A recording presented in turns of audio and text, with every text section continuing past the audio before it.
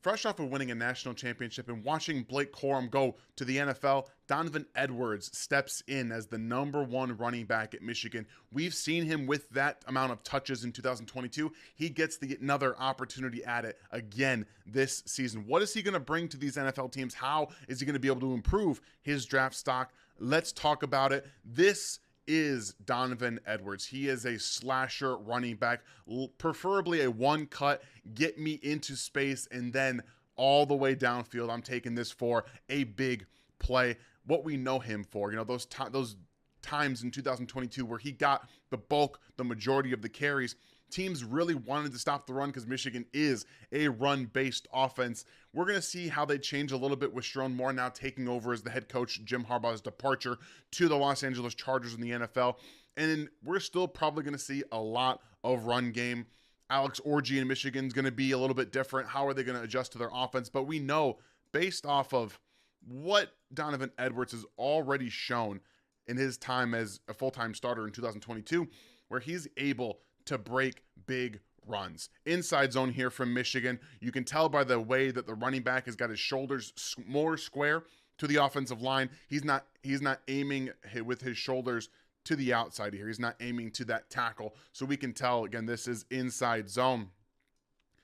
Really nice job here from Michigan's offensive line dealing with more defenders coming in from Ohio State. You're going to get a little bit of pursuit on the opposite side. Donovan Edwards does a really nice job here, again, pressing to this A gap right here behind the center, and then just waiting, right? Waiting, seeing that unfold. Boom, arm tackle.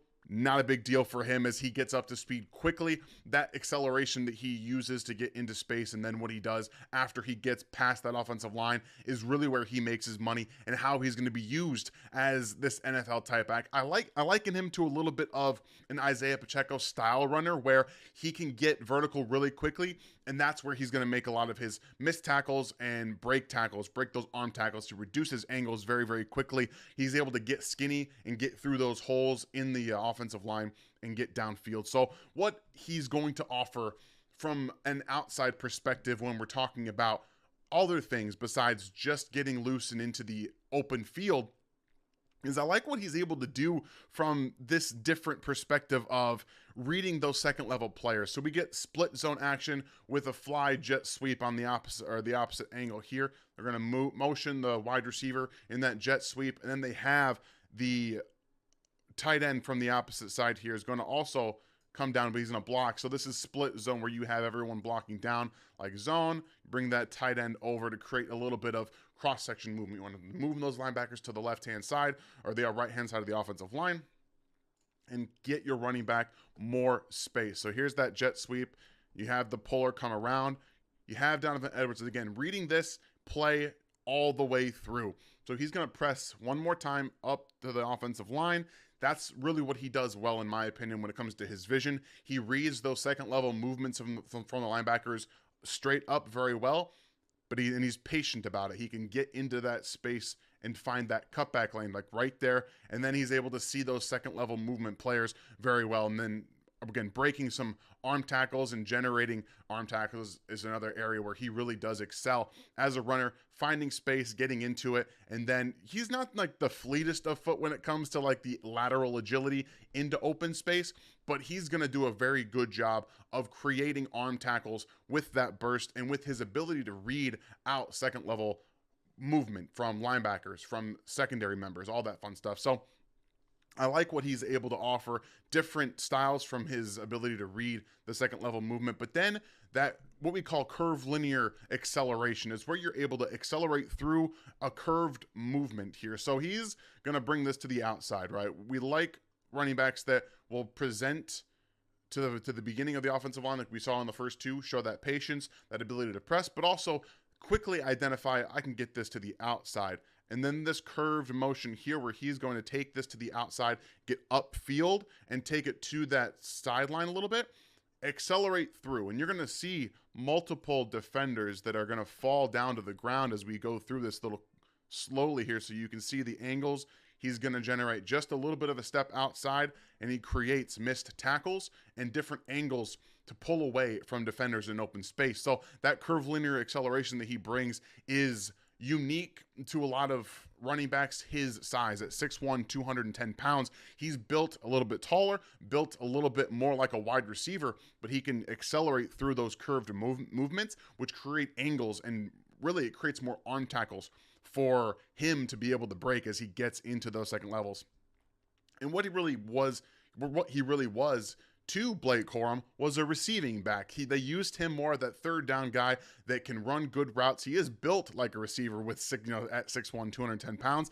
And when you get him one-on-one with linebackers, we see the movement, right? The patience to pay off. This is a really nice switch route where he's just going to play slow to this linebacker. He's going to stop, break down here, and then boom, he's out and wide open. A really nice job of baiting that linebacker, slowing his process down, making him guess where he's going to go. Because again, he's giving himself a two-way go at the top right here. I can go in, I can go out, I can do whatever I want to, and you have to guess what that is. And really nice job slow playing, use speed dilation like we talk about with wide receivers, where you're not running the full speed of your route all the way through. He's slowing it down a little bit, giving that linebacker more things to think about, and that's what you like from a receiving perspective. He's a good route runner for a guy his size at running back, and there it is, just a little shimmy, a little head movement, head fake to be able to get that guy into open space, and then boom, he's in there all the way down, almost for a touchdown.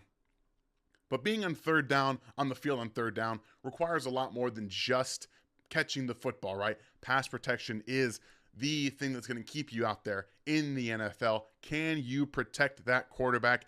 And while the effort and the physicality, the nature to be able to pass protect is all there, the technique really needs some refinement. And there are some moments for him where he lunges, and that's where you see the head come down, and he really hides his head and kind of lunges at the blocker. But this is, or at the defender, excuse me, this is really where the technique needs to come in. He's going to do, again, a good job of getting into the hole and setting his feet, and then he's going to be just kind of wrap up. You see how he lets the linebacker into his chest, arms on the outside here. His base is far too wide, and pass protection doesn't have to be passive, right? We talk about this all the time with offensive linemen. It doesn't need to be passive. You can be aggressive. In this one, he's just sitting there waiting for that linebacker to rush, and when you do that, you're giving up ground, you're letting him gain momentum, and then when you let him in the chest, you see he's being lifted up and into the back, where now J.J. McCarthy has to get out, make this play happen, and try to just throw it away there. So from a pass protection standpoint on third downs,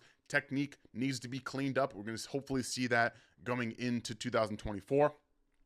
And then one of the bigger gripes I have from him as a runner is where he will stop his feet to see those secondary, those second level players move. And what I mean by that is this is just power from the I formation. So you're going to get a lead blocker from the fullback here, right there.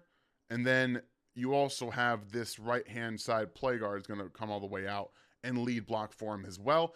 The overflow from the linebackers and the secondary personnel all the way down this side, he has the chance here, the opportunity to make this into a big play. So right here, if he would have just continued to run through this play right here, probably turns this into another explosive play against Ohio State. Instead, he slows down, waiting for those guys to unfold, to come across their blocks, to really let the offensive lineman line up. Sometimes you got to just keep running, keep moving your feet, and especially when you have that speed and that burst that he has when he gets it to that. We saw the curvilinear acceleration. He has all that to his game already, so he needs to continue to move his feet and keep getting downhill, not let the movement of the second level players and the pursuit stop his process from happening, because he's a very, very good back when he, again, gets downhill and uses that acceleration to his advantage. We got a little bit of just a draw here against Penn State, but he is such a scheme versatile back. Now, we've seen split zone, inside zone. We have a little bit of I formation power, and then we get a draw play right here. And this is really where he's going to use his weaving in space there. And again, pressing to that offensive line, and then you see him use some of that straight line agility with a stiff arm over a guy. So again, he presses really right here, lets 41 kind of come across this. Hopefully this block unfolds for him. So he's going to press, pop it in here to this other side, A gap, and then boom. This is really where he gets into work. And again, he's not the most fluid athlete in space, but what he offers teams is the scheme versatility to play in power, gap, zone offenses. He's a physically imposing player at 6'1", 210 pounds. He can probably put on a little bit more weight. He's probably going to run around 4.45, 4.46 in that range at the combine in March. But what I'm really excited to see what he does for these offenses is that he can be a true 3-down player with a little bit of improvement in that pass protection on 3rd down, but we already see his skill as a receiver really coming in. So Donovan Edwards is in line for a huge season at Michigan in 2024 as the #1 running back, and I think he's going to have an opportunity to go extremely high in the 2025 NFL draft. I hope you guys enjoyed this. If you're new to TDN, the YouTube channel, please hit that sub, become a member here at TDN, and then we can continue to work as we build towards the 2025 NFL draft. You guys have yourselves a great rest of your day. I'll see you next time.